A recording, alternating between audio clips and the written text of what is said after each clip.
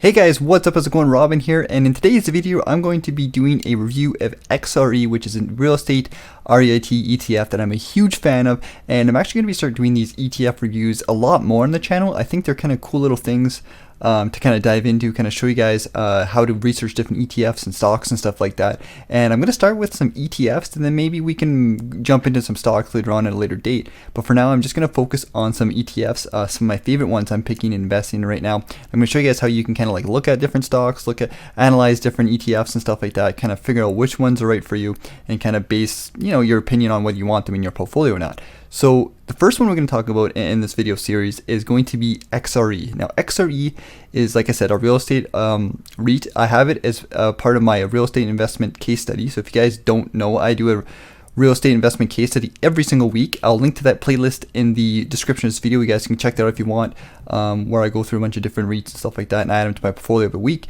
But this one today we're going to focus on an XRE, and it's one of my favorite ones. And I kind of Googled it here. So if you guys ever want to look up an ETF, you can always just type it into Google.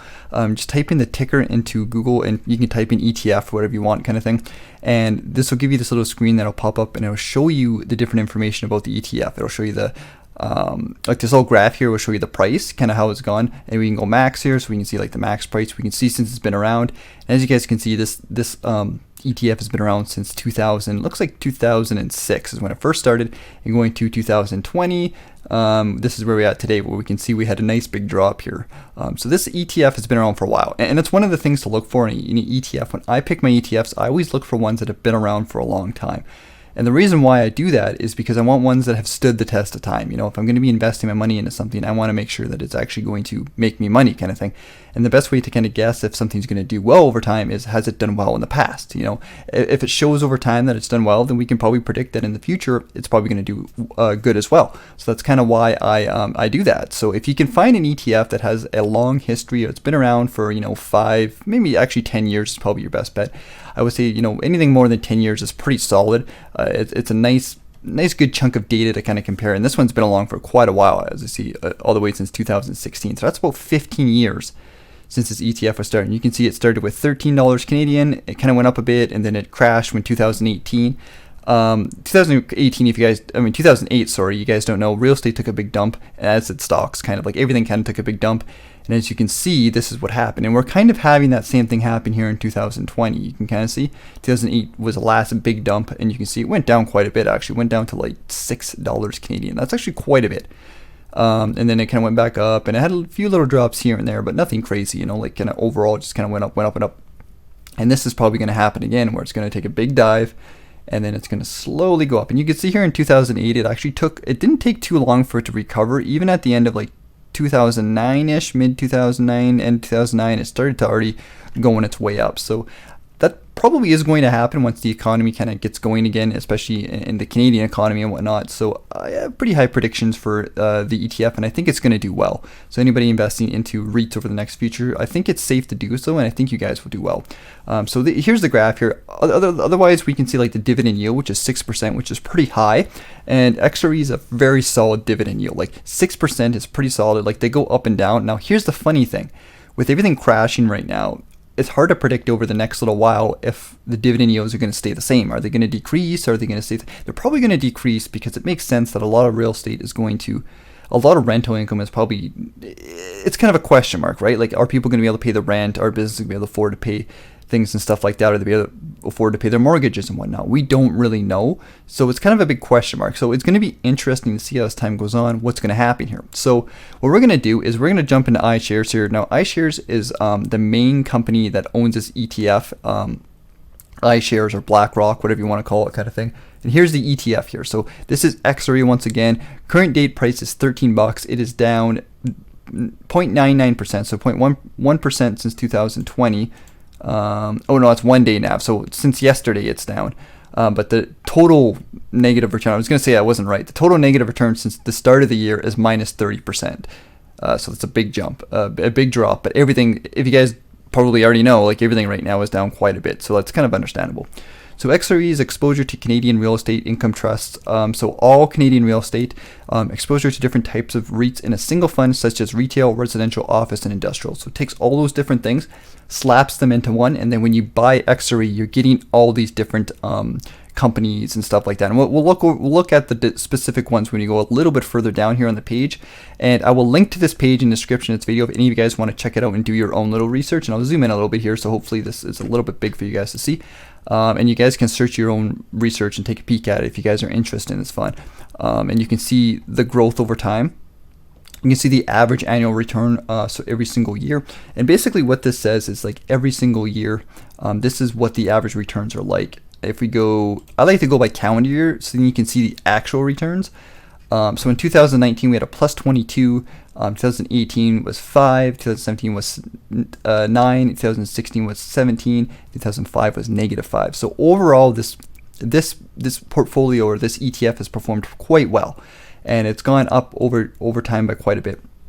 You can see if we go to the average annual, the inception period right here, this 8.27% is basically saying if we took the average since the fund was made and we made an average, like what is it average gaining per year, that's going to give you that 8%. So that's a pretty good gain. I'm pretty happy with that. I think it's safe to invest in, but again, we don't really know what's going to happen. But with this REIT or this ETF really dropping down in price, now is a good time to invest, because when gains do happen, you'll get a lot more back, right? So that's important to do that. Now looking at distribution, we can see all the different distributions for this ETF, and it's been pretty solid across the board. I'm going to see if I can go by table here so we can see a better, there we go. So this right here is the cash amount, so 0.63. So essentially you're getting 0.06 cents per share for distribution. And this ETF does pay out monthly, which I love. I love monthly ETFs that pay out monthly, or dividend stocks, wherever they are, because you're getting that money monthly, and then that's helping your cash flow, right? It's nice to get money on a monthly basis. So then if you're reinvesting it, you can reinvest it every single month. Or if you're using some of that money for cash, like in times like these, a lot of people might be using their dividend income as supplemental income to help pay for things while they're looking for jobs and stuff like that. So it's very nice to get that cash on a monthly basis. Obviously, if you can, reinvesting your dividends is the best thing you can do, but it depends on your situation, depends on the time of your life, and depends on where you are and how much money you have invested. So that's also important. But the cool thing about this fund is that it is going on a monthly basis, and I'm a big fan of monthly dividends. And you can see here, once again, it's pretty solid dividend, like 6 cents per share. And then December, I think what they do is they calculate everything they've sold and stuff like that, and then they kind of make that into some share fund, and then they distribute that to everybody. So that's what this big jump is here in December. And I think they did it last year too. So I think this is an ongoing thing. So yeah, but overall, so far the dividend yield and the dividend distribution has been pretty solid. Like no decrease yet, but again, it's probably going to happen as time goes on. We'll just have to wait and see. But pretty good distributions, good dividends. 6 cents per share when it's only costed at $13 right now is pretty good, and I'm a big fan of it. And I've been reinvesting all my shares from XRE back into my funds because I think it's such a good REIT right now. Once again, here we can see some more information about the different REIT. Inception date was 2002. I don't know if this is when the fund. So it looks like it did start in 2002. Maybe somebody can clarify for me, but maybe the information out that I was looking at was just limited and actually goes back to 2002. So that's interesting. You might want to look at that, and maybe somebody can clarify that. But overall, I think it's pretty solid. You can see you can do drip with it. Distribution is monthly. A drip price is 20 cents. I don't know what this means. $20. I'm not too sure what that means. This could be outdated because it was priced a little bit higher at the start of the year, so maybe that's just not updated. Eligible for registered plans. So that means can it be in tax-free savings accounts like RSP and tax-free savings accounts and whatnot. Here's a distribution yield. Once again, we looked at that, 5.9%, and that'll probably change as time goes on. And management fee is 0.55%, and management expense ratio (MER) is 0.61%. And their risk factor indicator says it's about medium. And I'd say right now it's probably about medium because we really don't know going into the future what's going to happen with this ETF or just real estate in Canada in general. It could go across the board, So, but that's why I like this, because I like doing real estate and stuff like that. I'm a really big fan of real estate, and I know a lot of you guys who watch my channel are big fans of real estate. So I might do some more videos kind of governed towards real estate, but we'll see as time goes on. And by the way, guys, if you're already not subscribed to the channel, consider subscribing to the channel if you guys want to see more videos like this, more ETF reviews, more personal finance videos and stuff like that. I do a wide variety of things. Feel free to subscribe to the channel if you guys want to see more videos like this. So looking at the holdings, we can click all holdings here. And I think there's about, looks like there's quite a bit of holdings. There's 21 holdings in this portfolio. I'm just going to name a couple of them here, see if we recognize any of them. So Canadian Apartment Properties is one I recognize. Allied Properties is one I recognize. Ryocan, that's one I recognize. Choice Properties. Keep going in through some of these other ones. Some of these I recognize, some of these I don't. You can see that there is quite a bit. Like there's quite a bit of different real estate funds, kind of like, and this is why I like ETFs, because you get them all into one, right? And here's a different sector.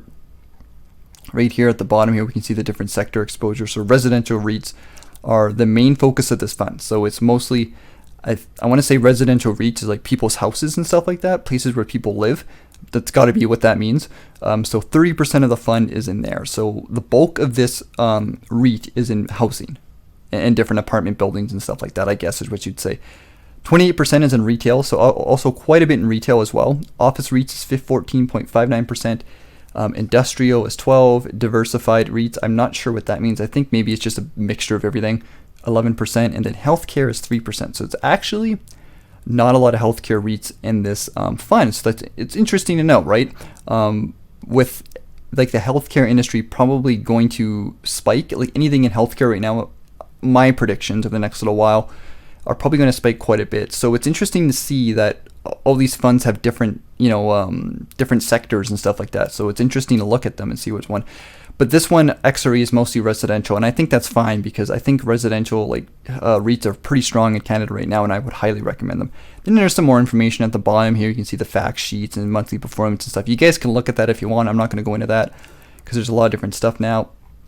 And this is a REIT that I'm actually using with Wealthsimple Trade to buy.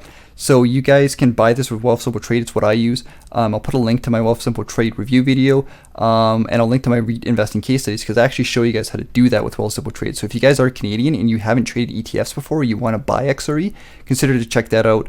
Or you can use things like Questrade and stuff like that if you're not using Wealthsimple. Whatever works for you guys is what you guys can use.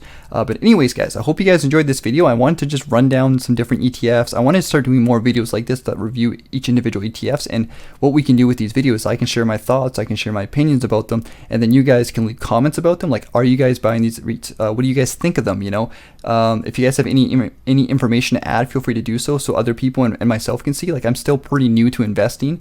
So I anything you guys can share with me, any tips or anything like that, I really find helpful and I really appreciate it. So I hope you guys like this video. Let me know what you guys think in the comment section. Let me know what you guys think of XRE.